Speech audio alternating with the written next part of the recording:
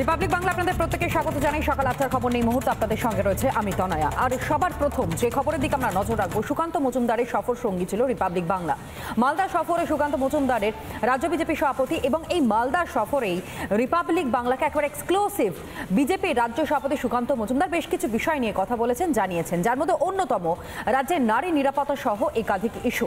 আর এই নারী নিরাপত্তা সহ একাধিক ইস্যুতেই শাসক দলকে দুষেছেন বিজেপি রাজ্য সভাপতি।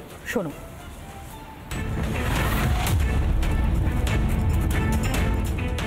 হঠাৎ ট্রেন ধরে রাজ্য বিজেপি সভাপতি সুকান্ত মজুমদার চললেন কোথায়? সরাসরি কথা বলার চেষ্টা করবো। রাজ্য বিজেপি সভাপতি সুকান্ত মজুমদার রয়েছেন। সুকান্তবাবু, হঠাৎ এই রাত্রের বেলায় ট্রেন ধরে আপনি কোথায় চললেন?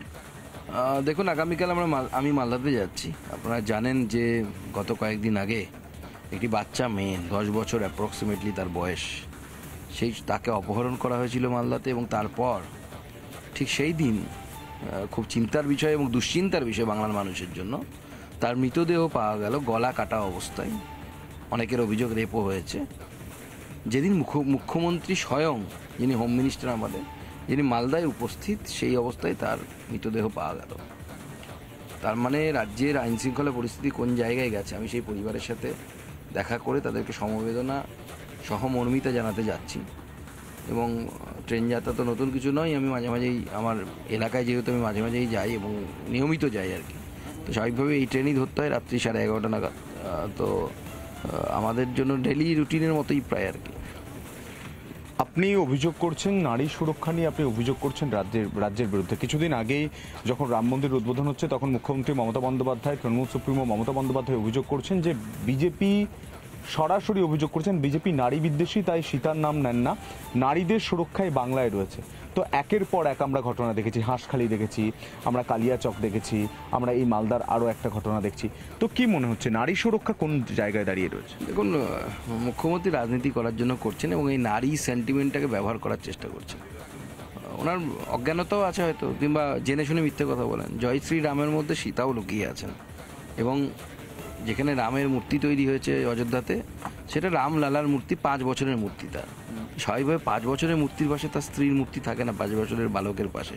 যখন পুরো মন্দির তৈরি হবে, ভগবান রামচন্দ্রের, মা সীতা, সবার মূর্তি সেখানে থাকবে। দ্বিতীয়ত বলি, আমরা পশ্চিমবঙ্গের নারী সুরক্ষার ক্ষেত্রে আমরা তো কোন জায়গায় আছি মুখ্যমন্ত্রী তো জানেন, কিন্তু এনসিআরবিকে ডেটা পাঠান না ঠিক মতো। তাতেও তো আমরা প্রথম দিকে অবস্থান করি নারীর উপর অত্যাচারে। মুখ্যমন্ত্রী নারী সুরক্ষা, নারী সশক্তিকরণের কথা বলেন। ওনার সরকার নোটিশ বের করেছে কয়েকদিন আগে যে মহিলা প্রধানদের বৈঠক হবে, সেখানে মহিলা প্রধানদের সাথে তার স্বামীরা আসবে। তাহলে প্রধানটা কে?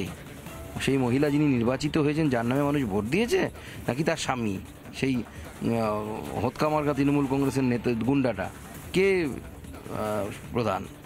তো মুখ্যমন্ত্রী যেটা বলেন সম্পূর্ণ মিথ্যে কথা বলছেন।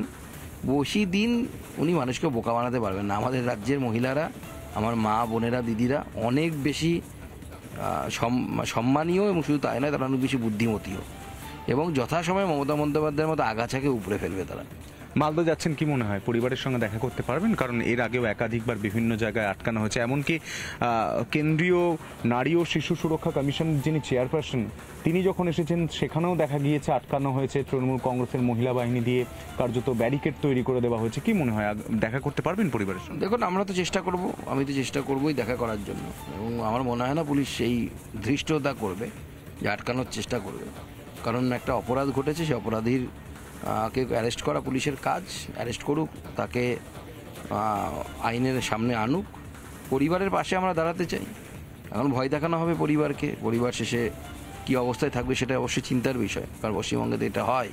কিন্তু সবথেকে বড় কথা, এই ভয়টা যদি অপরাধীদের মনে থাকতো না, তাহলে খুব ভালো হতো। একজন মুখ্যমন্ত্রী থাকা অবস্থায়, মুখ্যমন্ত্রী তখন মালদাতে ছিলেন না, যিনি খুন হয়, তার মানে গৌরবঙ্গের এলাকাতেই ছিলেন। তিনি হোম মিনিস্টার, দুর্দণ্ডবোধা মুখ্যমন্ত্রী, যিনি নাকি গুন্ডা কন্ট্রোল করেন, তার উপস্থিতিতে তার 100 কিলোমিটারের মধ্যে একজন মেয়ে, এইভাবে নাবালিকা মেয়ে খুন হয়ে যাচ্ছে। মুখ্যমন্ত্রী একবারও তার মুখে আমরা শুনলাম না এখানে। তখন তার আর নারীর কথা মনে পড়ে না। তিনি তো বলেন সুরক্ষা রয়েছে বাংলায়, নারী সুরক্ষা। হ্যাঁ, সুরক্ষা ওরকমই সুরক্ষা হয়েছে। তৃণমূল কংগ্রেসের বাড়ির মহিলারা সুরক্ষিত, বাকি কেউ সুরক্ষিত নয়। যা ডেভেলপমেন্ট হয়েছে, যা উন্নয়ন হয়েছে, যা সুরক্ষা, শুধুমাত্র তৃণমূল কংগ্রেসের বাড়ির মহিলাদের জন্য। মমতা বন্দ্যোপাধ্যায়ের সম্মান আছে অবশ্যই মহিলা হিসেবে, অন্য কোনো মহিলার সম্মান থাকতেও পারে, নাও থাকতে পারে পশ্চিমবঙ্গে, সেই জায়গায় পশ্চিমবঙ্গকে নিয়ে যাচ্ছেন মাননীয় মুখ্যমন্ত্রী। তো আমাদের বক্তব্য হচ্ছে একজন নারী হিসেবে, মুখ্যমন্ত্রী হিসেবে মমতা বন্দ্যোপাধ্যায় আলাদা সম্মান, সেটা আমরা মানি এবং করিও একজন মাননীয় মুখ্যমন্ত্রীকে, কিন্তু নারী হিসেবে মমতা বন্দ্যোপাধ্যায় যতখানি সম্মান, ঠিক ততখানি একজন গ্রামের আটপোড়ে মহিলার সম্মান, একই সম্মান দুজনেরই। যে মালদায় গিয়ে দেখা করতে পারবেন তো, কারণ বিভিন্ন জায়গায় যেভাবে আটকানো হয় সেই ঘটনা ঘটবে না তো মালদা। ভিডিও জার্নালিস্ট অমিতের সঙ্গে সন্তু, রিপাবলিক বাংলা।